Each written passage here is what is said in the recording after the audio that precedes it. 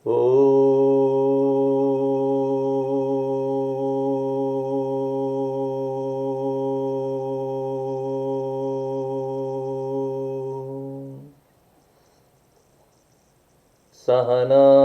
भवतु सहनौ भुनक्तु सह वीर्यं करवावहै तेजस्विनावधीतमस्तु मा विद्विषावहै। ॐ शान्ति शान्ति शान्तिः। समस्तजनकल्याणे निरतं करुणामयं नमामि चिन्मयं देवं सद्गुरुं ब्रह्मविद्वरम्। In the previous session, we saw the different manifestations of the self. Vedanta argues that all things that are created in this world have the presence of Satchit Ananda, pure existence, consciousness and bliss. But the expression in a matter which does not have life as such is predominantly merely existence, while the living beings such as plant, animal and human express existence, awareness as well as the joy. And even though they are composite of all the three aspects of Brahman, yet the joy, so-called Ananda, is usually derived out of something external, which is called dependent joy or pleasure.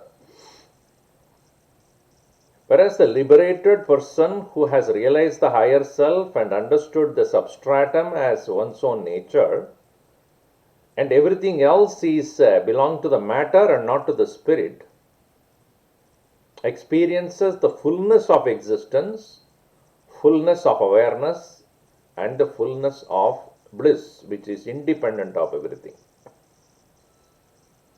And thus, therefore, the final goal of Vedanta is to lead the student or a sadhak, the seeker, to this liberation, which is independent existence, awareness and permanent bliss. And we saw the nature of this matter is explained in detail by Krishna. The five basic elements: space, air, fire, water, earth; ego, the identifying self, the source; intellect, that is the faculty of judgment; Prakriti, the power of God; five organs of perception: eyes, ears, nose, tongue and skin; five organs of action, that is speech, hands, legs, anus and reproduction; then faculty of thinking and doubting called the mind; then five objects of perception: object of sight, sound, smell, taste and touch. And also various kinds of thoughts that arise in our mind: desire, that is seeking with the notion of pleasure; hatred, repulsion due to notion of sorrow; joy, a favorable experience; sorrow, an unfavorable experience; body along with senses, body, physical body, along with the faculties of perception; sentiency, that is a reflection of consciousness; fortitude, ability to withstand experiences and continue to move on with the life. And coming to the point of values, importance of values cannot be over exaggerated,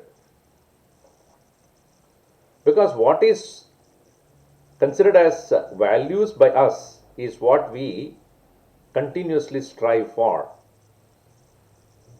So we broadly saw what is valuable to us. It can be wealth, family, friends, ideology, philosophy, etc.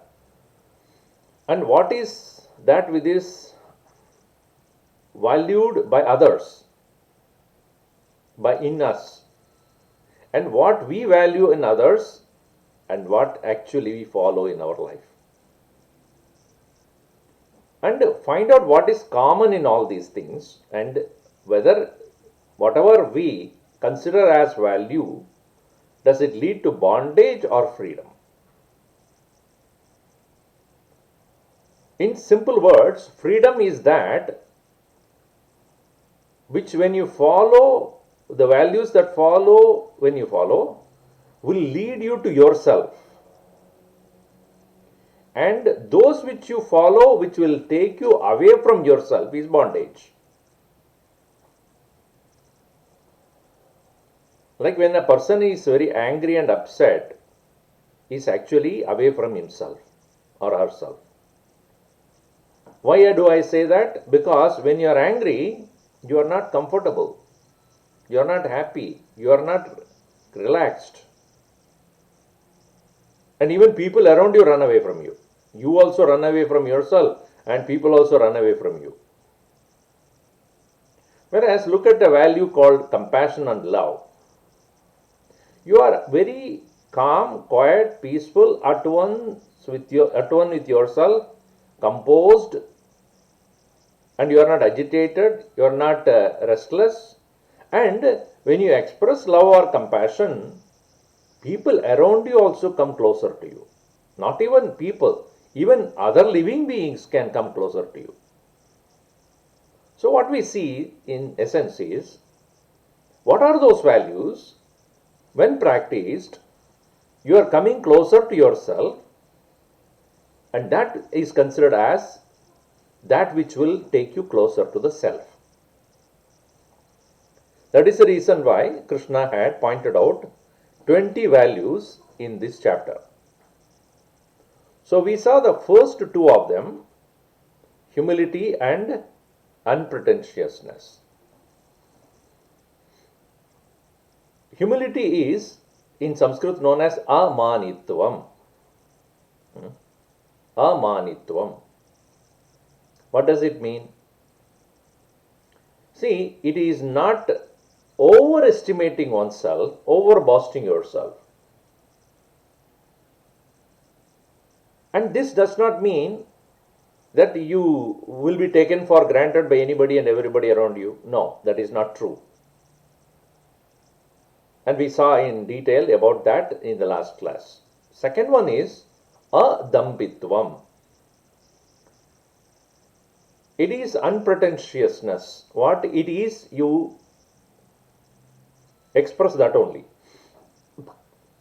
Being genuine and being sincere to who you are and what you can do. And this does not mean low self-esteem. Because what you know and what you can do is your self-esteem. And that creates self-confidence. When I know something about how to do, how to accomplish, and I am capable of that, I have the skill for it, then obviously I don't need to pretend. I know it. When I don't know something and I express as if I know, that is called dampitva. Exhibitionism, superficiality. And such people would not stay too long in anything, because when somebody finds out that all these are all pretentiousness, actually he does not know, then he will lose face. So unpretentiousness is expressing what one is capable of, what one is genuinely is, and that is called adambitvam. Continuing on that, ahimsa is a very important for a seeker of truth or seeker of freedom to practice this. Himsa, or injury, so to say, need not be only a physical action that hurt others. It can be an action, it can be a word that we utter, the words that we utter, the speech. It can be even a thought. When I differ in my opinion with other person, and based upon that I start developing hatred towards that person, that itself is an injury. That itself is himsa. And this kind of a hatred, revengefulness will express itself in the form of words that you utter, or at some point of time, even without you noticing it, it will become an action. We have to be careful, therefore, if I do not like somebody else, someone, because of his or her action, behavior, or difference of opinion, if I keep developing that hatred in my heart, it actually harms me. Bhagavan Buddha very beautifully said, anger is that it is like a charcoal, a burning amber, which you take in your hand and throw on others. Throw onto others, or throw towards others. As even you try to take it and throw onto others, it will burn you first. It will hurt you first. In the same way, any kind of such negative attitude towards people or anything will first hurt us. Is it not true? When you speak ill of someone, you are the first person who is listening to it. When you have a thought of ill will towards anybody, is it not you who is experiencing it first? Have you ever seen anybody injuring others with a smile? No. There is already anger and frustration, agitation, restlessness. When a person even has a thought of hurting others, or speaking ill of others, or doing something which is hurtful. So this does not mean one has lack of strength. A best example obviously is of Mahatma Gandhi, who had lived for this particular value and proved to the world that it is possible that we can win, we can really win the enemy by following the practice of ahimsa. Because a person who is practicing ahimsa, non-injury or non-violence, is a person who has a lot of strength. Because we always think that by physically hurting someone or saying some harsh words is a show of strength. Actually, it is not. When a person gets angry, upset, jealous, greedy, it is weakness. Because he is allowing the world, allowing the situation, allowing a circumstance, allowing a person to take over our mind. Whereas a man of strength alone can be patient. A man of strength alone can practice ahimsa. A man of enormous strength alone can forgive other person. So please think about it. In your household, let us say, if there is one person in your house who has enormous patience, maybe your mother, maybe your father, maybe somebody, maybe your sister. You know, when in the past, when the Hindus were living as a single unit of lot of people, lot of uncles, aunts, and cousins, and brothers, and mother. So when they had lived as a family of many people, the children, younger generation, have got a lot of opportunity to learn from others' behavior. When we have taken to smaller and smaller size of the families, mother, father, and one child, the child has an opportunity to learn only from two people, mother or father. And all references about behavior is only from these two. Whereas if one is living in a larger family, or at least the family visiting the household many times, uncles are not nearby, the boy or the girl who's growing up has got a lot of opportunity to learn the behaviors from many people.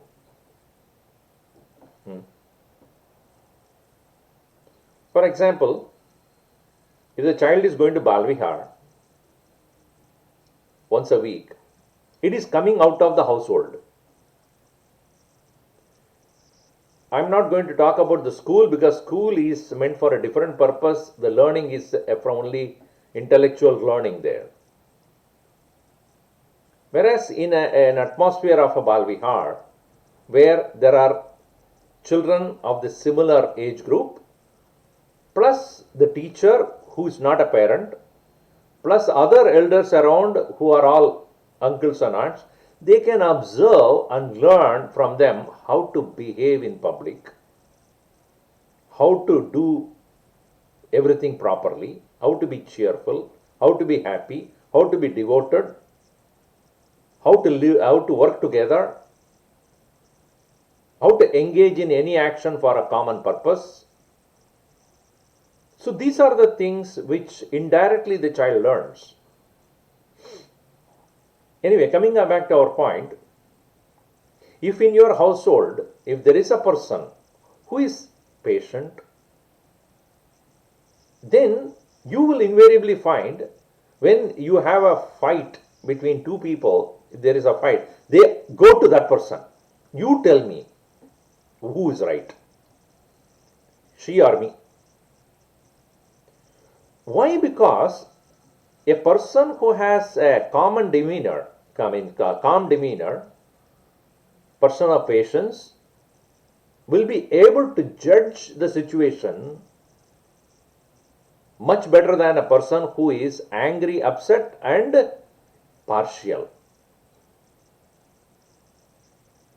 So, patience or non-violence is a strength, and it will definitely be useful to have such an individual in your life from whom you will learn how to be patient in spite of a situation which will otherwise cause a lot of disturbance.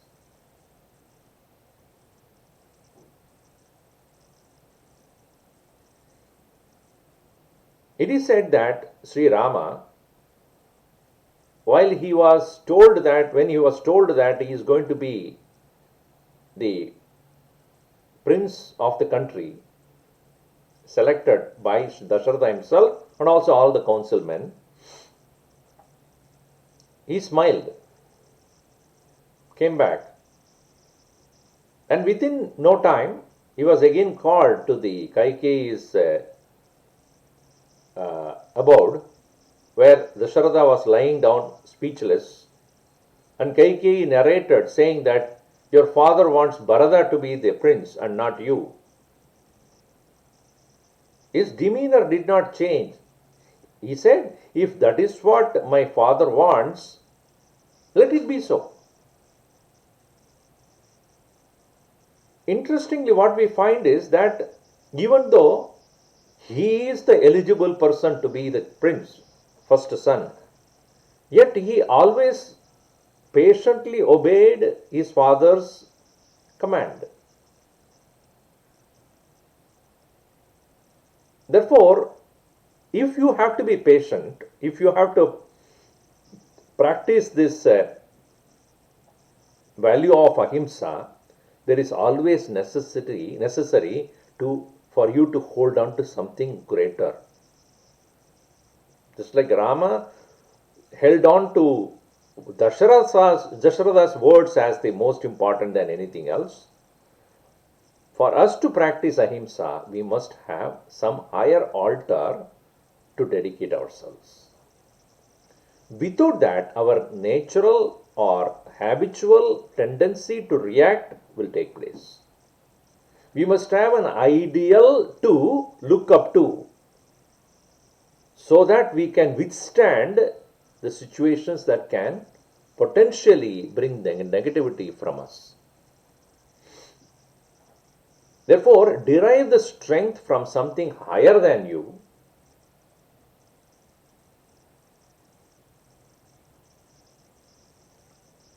Because many situations where we feel weak, when we feel weak, we must derive strength from somewhere else. It is like when you are using the phone and after some time the battery is being used, drained. Then when you end of the day, you know that the battery is almost gone, almost everything is over, then you recharge it so that you can use it next day properly. In the same way, we must recharge ourselves from deriving strength from something higher. That's what we find in Mahatma Gandhi's case also. He always felt that the Bhagavan is always there with him. And whatever he does, he took the strength from the Lord. That's why even when he was shot, he said, Ram, Hey Ram. That shows how much he was deriving strength from the Lord, and even at that point when he was shot to die, he did not get upset or angry. He said, that is Bhagavan's wish. Let it be so. Think about it. Don't feel weak. Don't get victimized by the world. Derive strength from something higher, and then only ahimsa is effectively can be practiced. Obviously, the next topic is, next value that is given here is forbearance. Remaining unperturbed, kshanti. Kshanti also means patience. Remaining unperturbed does not mean not responding to the world, but responding to the world without getting disturbed. We get disturbed by situations around us because we always look at one side of the coin and other side of the coin we don't see it. Every situation has got two sides. And if we are going to see only one side of it, then there will be imbalance.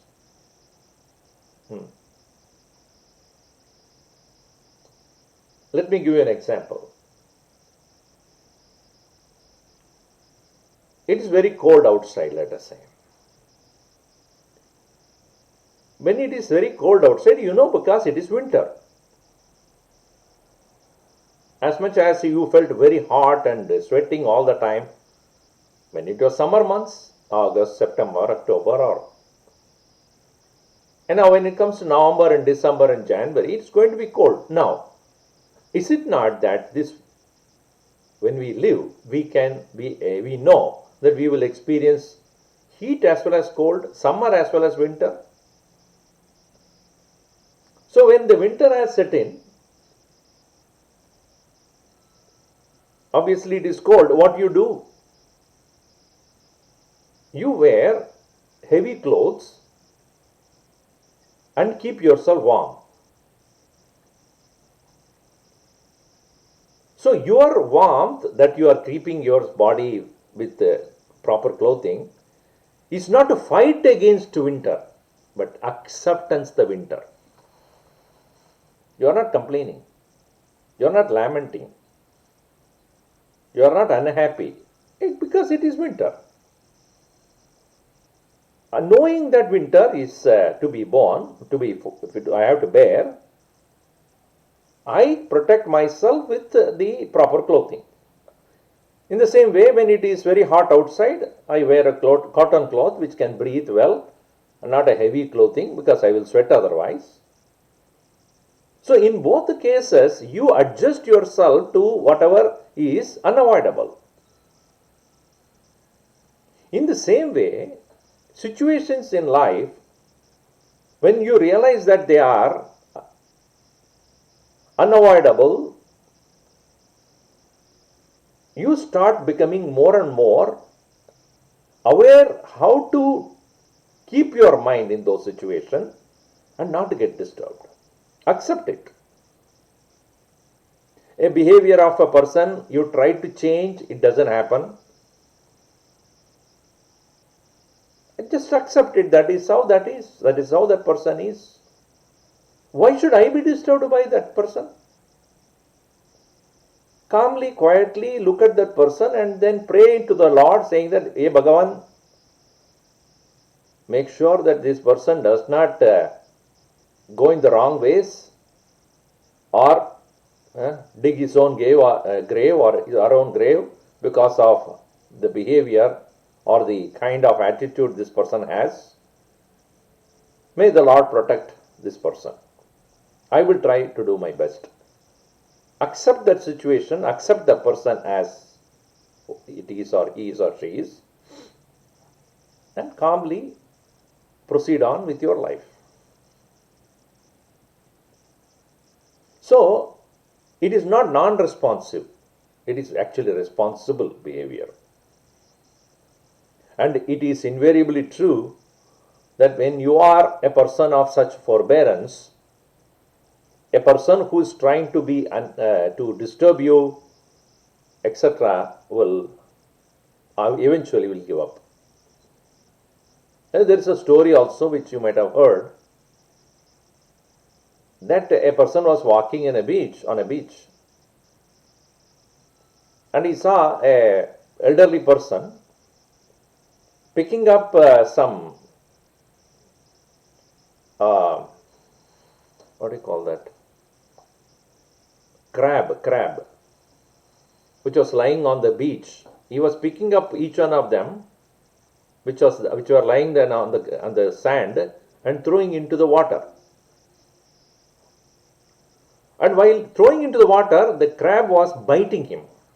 Each one of them was biting. He felt the pain, but again he picked up and threw into the water. He was doing that. So the person who was walking and watching it, he went to him and said, "What are you doing?" He said, "I am picking up the crabs and that are there on the sand, and the hot sand, and putting it back into the water." "But don't you see that they are biting you?" He said, "Biting is their nature, but saving them is my nature. If they are lying there on this hot sand, they will die. I am helping them to survive. So I am putting them back to the water. But they are biting you. But that is their nature. They are expressing their nature." So see that, if somebody's behavior is negative, that should not make you negative. If somebody's nature is restless, you should not become restless about it. If somebody's nature is anger, you should not be angry about it. You see? And that is what we see in great men of wisdom. We derive so much of inspiration from such people. And they express all these values so beautifully. So much calmness, ability to forbear, getting not disturbed by situations around, and able to respond so beautifully. So forbearance is the next quality. The next one is being straightforward.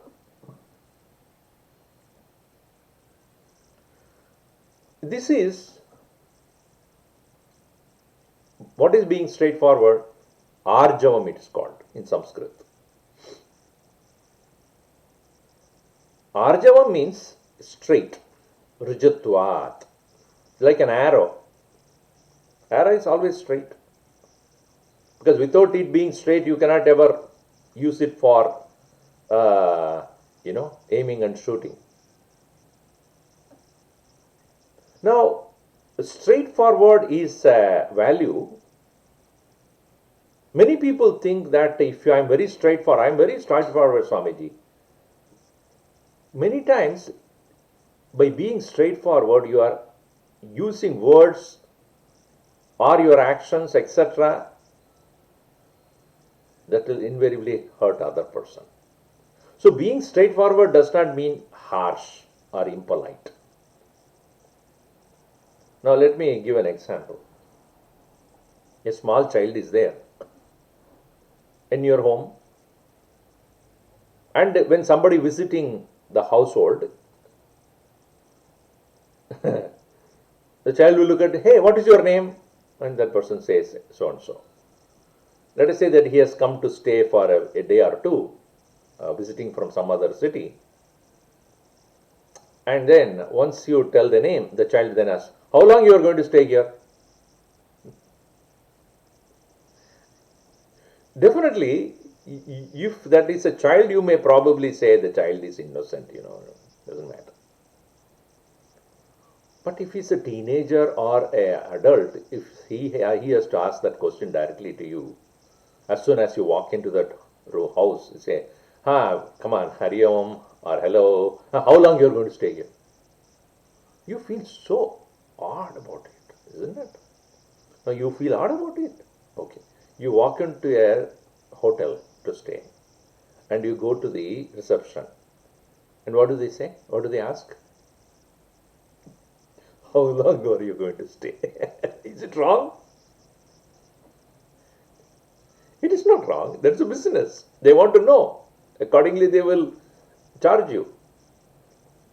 So what is straightforward is here, when a child asks, obviously you say it's innocence. When a person behind the counter in a hotel asks, when he or she asks, then it is a business.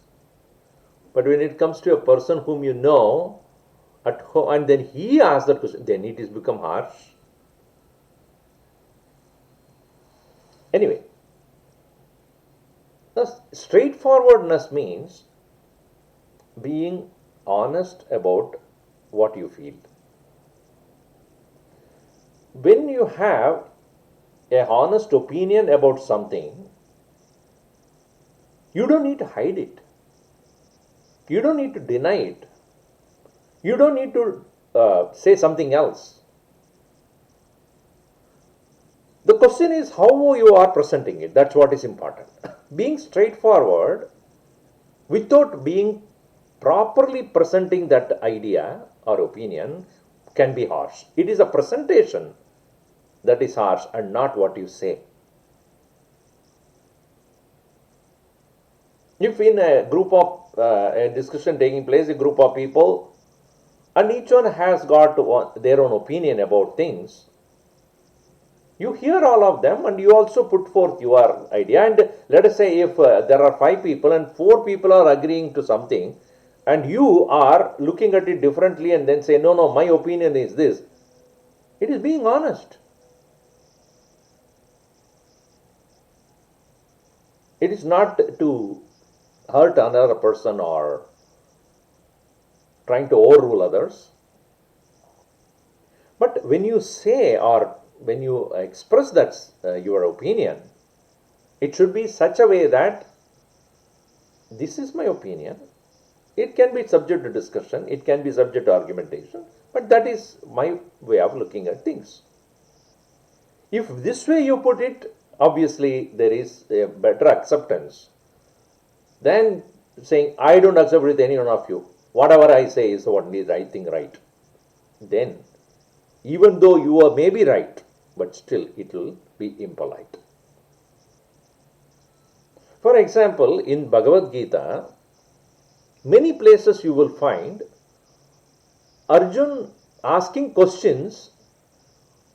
Sometimes you will feel that why is he asking this question? Is it not harsh to ask such a question to Bhagavan? You know, in 6th chapter, after Bhagavan Krishna explaining everything about meditation and how important is the quietening of the mind, you know what the question Arjuna raised? Whatever you are saying as yoga of quietening the mind, etc., my mind doesn't work like that. My mind is always disturbed, so it is not possible for it. Straight away.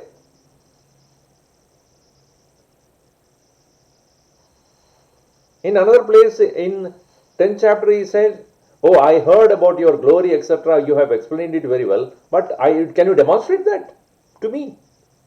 That you are everything. So this is a straightforward. He is not blindly accepting it.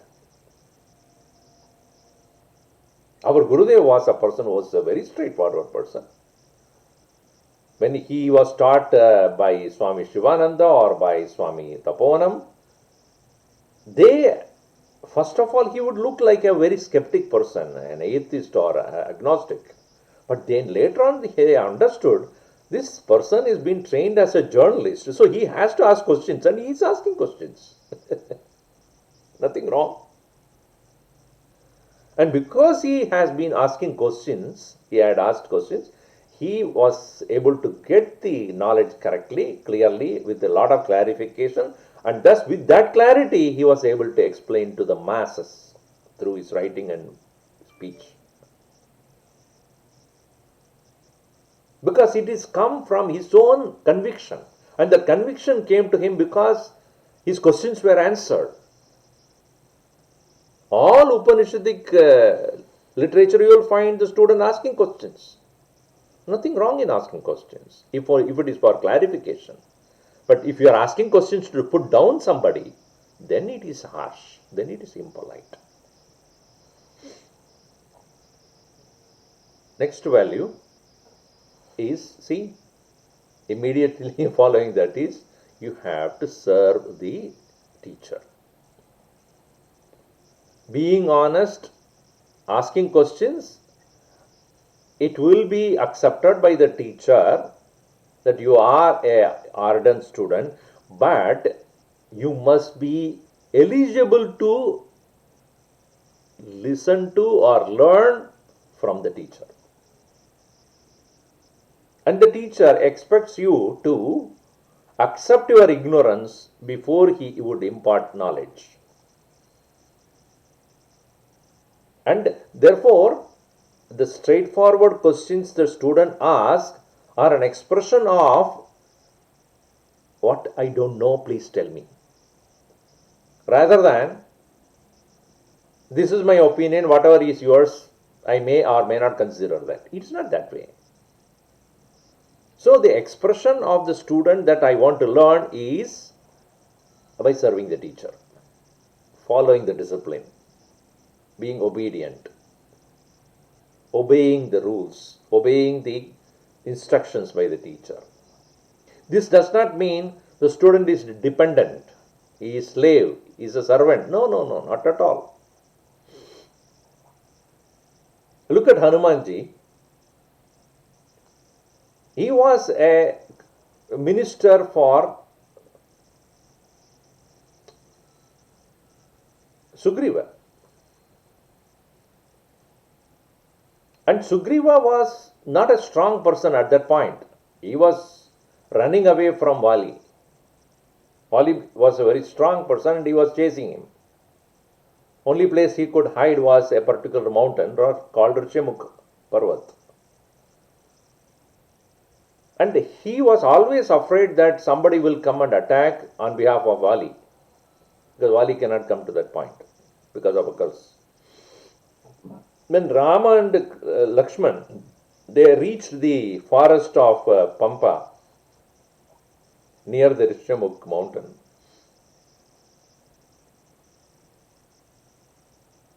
He was very afraid, Sugriva. He immediately sent Hanuman, you please find out who they are Eventually, when Hanuman found out that they are sons of Dasharatha, especially Rama is none other than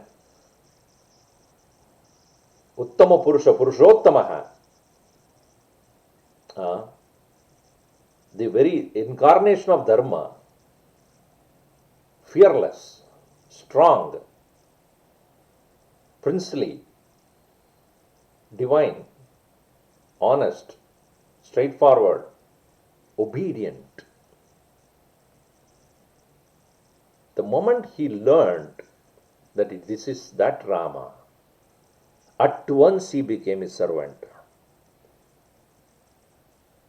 And all that he did, Hanumanji did, because of his reverence to his master. See,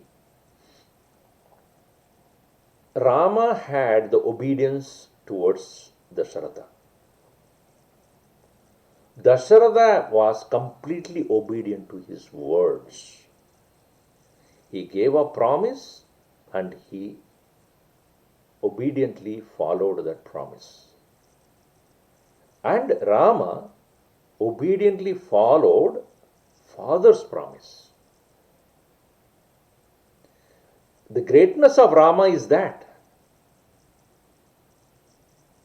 And such a great soul like Rama, who followed the words of the father obediently, can alone have an obedient servant like Hanuman. In other words, a teacher is a teacher only when, first of all, he had become an honest, obedient student. To his teacher, he is still a student only. And that attitude of being a student and listening and learning from one's own guru will alone make you a teacher to whom obedient students will come. If you have no regard and respect for scriptures and teachers, you will have chelas, followers, who also will not be honest or obedient. Again, the point I want to reiterate here is obedience does not mean slavery. It is not being a servant, but a sevak. A sevak is one who knows the mind of the master and does action, not because he was commanded to do so. He knows the purpose, he knows the reason why he is saying to do, and therefore he does that. Is it not in the case of Hanumanji, even though he was sent only to meet and find out where Sita is, did he stop there? He went, no doubt he saw Sita, but he was interested to meet Ravan. Why? Because he wanted to tell Ravan about the greatness of Rama. That is not what was told to him to do. It is not that he was following merely an instruction, he was understanding the spirit. Why did Rama send me here? Not only to meet Sita and tell her to be strong, that Rama is going to come soon, but also at the same time make sure the enemy knows that whom he is dealing with. Thus we find in Hanumanji that the obedience that extended up to being absolutely sincere to the cause, to the spirit of that very teacher's command, and not just following instructions. Acharya Upasana. And in Vedanta, you cannot but understand, but accept that Shravanam, listening, through which alone knowledge can be gained, and listening is complete only when the student obediently follows the disciplines instructed by the teacher for the benefit of the student. The teacher is not going to get any benefit out of that. It is because the student has to set right oneself, become clear in the mind or pure in the mind, and that for that purpose the student has to follow certain discipline, then only he become disciple. And upasanam means at the proximity of the teacher. The greatest service a student can give to the teacher is to learn and follow whatever is taught more than anything else. Next value is cleanliness. This cleanliness, what does it mean? Both external and internal purity. This cleanliness does not mean merely externally looking clean.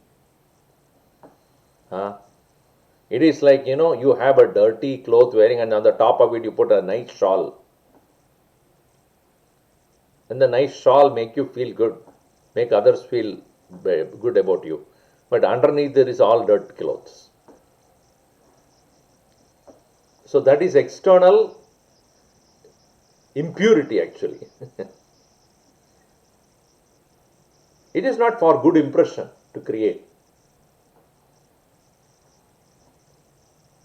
Internally, externally, you should be pure. What does that mean? External purity includes that the place where you are staying, the things that you use for daily living, they must be in place and properly used in good condition. In some of the, when some people take me for a rickshaw or something, and then when I get into their van or a car, my God, whole office is inside the car. Papers, pencils, and then cookie wrappers, all sort of things, and then some drink, some coke here, and spilling of coke on the seat, on the floor, and biscuit and cookies are all on the wrappers and other things, and the whole thing smells. How do you live in a filthy condition? And for such a mind, how can it ever think anything pure?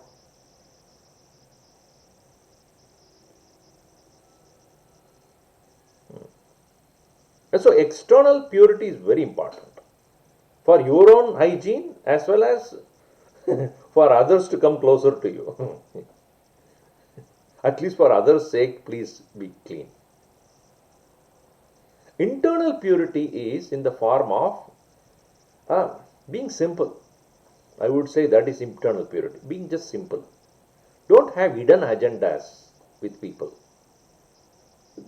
Deal with them very simply, lovingly, and do not keep one thing in your mind and say something else outside. Don't gossip. Don't talk about others. Don't enter into unnecessary arguments. And so, internal purity is following simple disciplines of life. Everybody is living according to their own understanding. Nobody lives a life based upon somebody else's understanding. Whatever I know only I can live. Whatever I understood only I can talk about. So everybody has got his or her own life, and according to his own, their own standards and priorities and goals, ambitions, taste and behavior and values, what they like, what they don't like, that's what they are. So accepting that and dealing with the utmost simplicity, without expecting anything from anybody. This is dealing with them at the level of being friendly, level of being accommodating, including everybody around you in your life. That is internal purity. But when we go deeper into that nature of shaucham is obviously reduction of vasanas. Because as you start reducing your vasana, you will find yourself calm and peaceful and quiet. And so the impurity called the vasanas would not drive you nuts into the world. When a person has got a lot of desires, naturally such a person will be destroying or throwing away all the limitations or all the boundaries created for social living. As a society, when we are living, a greedy person will break all the norms. Why? Because those very norms will not allow him to get more from the society, isn't it? That's why we feel that rich people have got houses but full of security. Why? Whom are they afraid of? The security is because you looted the society. The community is looted and you have the money. Obviously, people will be waiting to catch you. So, a person of simplicity is one who does not have anything to hide. He need not live a double standard life, for oneself one thing and for others something else. Whatever he is with you is whatever he is with other person also. He doesn't behave one way to one person, another way to another person. No. That simplicity is where, because his aim is very high. His goal is realization. In which case, he will have to find freedom in everything. And everything around him can be dealt freely, joyfully, only when he knows that I do not have any selfish interest in anything. So my mind become clean and simple when I have moksha as my goal, and because of which I do not want to get bound by anything, because of which I have minimum expectations from the world, and that is reduction of vasanas. So that is true cleanliness. Continuing, steadfastness. Steadfastness means perseverance, taking an idea or taking a goal and consistently working on it. This consistency does not mean a person is rigid or inflexible. No. When you are going towards a particular goal or going towards a destination, and you know which route to take, and you are going in that direction. Sometimes, let us say there is a road construction going on, and therefore there is a deviation. What do? Detour. So when you see the detour sign, okay, you know that this is going to be a roundabout route, doesn't matter. So you take a next immediate available road, but keeping the goal that you need to reach in this direction. Don't go in the opposite direction. Sometimes you may probably have to go in the opposite direction only to come back because of the detour. But even as you are going in the opposite direction, but your intention is to come back to the main route. Is it not? So, if a person is a man of perseverance, he will definitely be flexible, but not compromising. That is what is important here. He would never compromise what he has intended to do, and therefore it may appear like rigidity, but it is not. It is perseverance. I would reach that goal no matter what, and consistently work on it. And that is very important for us in any stage of life. As a student, you have to do that.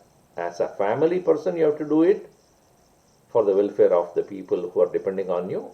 And as a vanaprastha or sannyasi, one has to have that perseverance.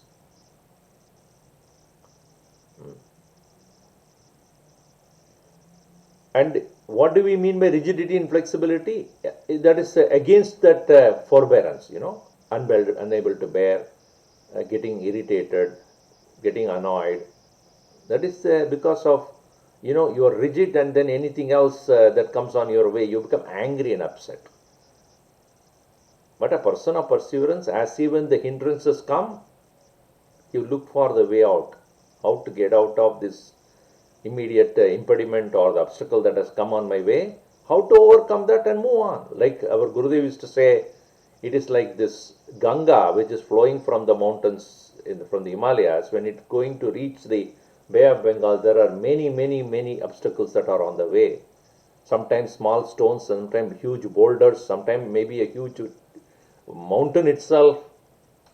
If it is a small stone, it will carry it along with that. If it's a bigger stone, it will jump over it.